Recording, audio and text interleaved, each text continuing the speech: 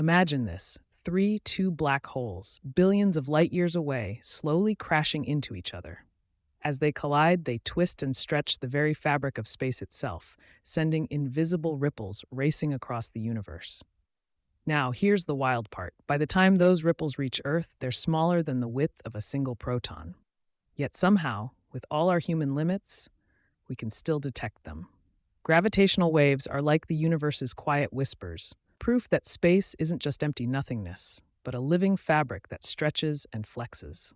Einstein predicted these waves back in 1916, but for a century they were only a theory, a mathematical ghost. Even he doubted we'd ever find them. So why are they so hard to find? Because gravity, despite shaping the cosmos, is incredibly weak. If you drop a magnet and a paperclip, the magnet wins. It beats the gravity of an entire planet.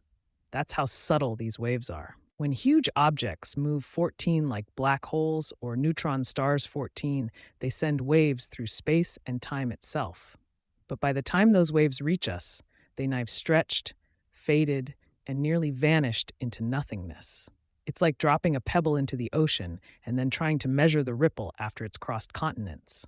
That's exactly what scientists at LIGO, the Laser Interferometer Gravitational Wave Observatory, are doing. They fire lasers through 4-kilometer-long tunnels to detect distortions smaller than a fraction of a proton.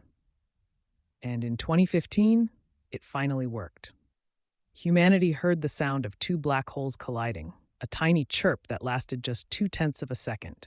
That faint signal confirmed Einstein's theory and opened a new age of astronomy, one that doesn't just look at the stars, but listens to the universe itself. Here's what's truly mind-bending. Every time LIGO detects a wave, it's not hearing something happening now, it's hearing the past. These waves can take billions of years to reach us, carrying echoes from before life even existed on Earth. Each gravitational wave is a time capsule, a memory from the early universe.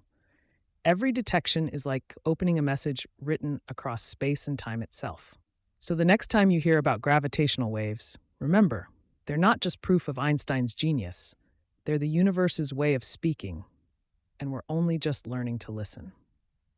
What if one day we could decode those whispers and hear how the universe was born? If you love stories that make the universe make sense, hit subscribe for more why explained in ways your brain actually loves.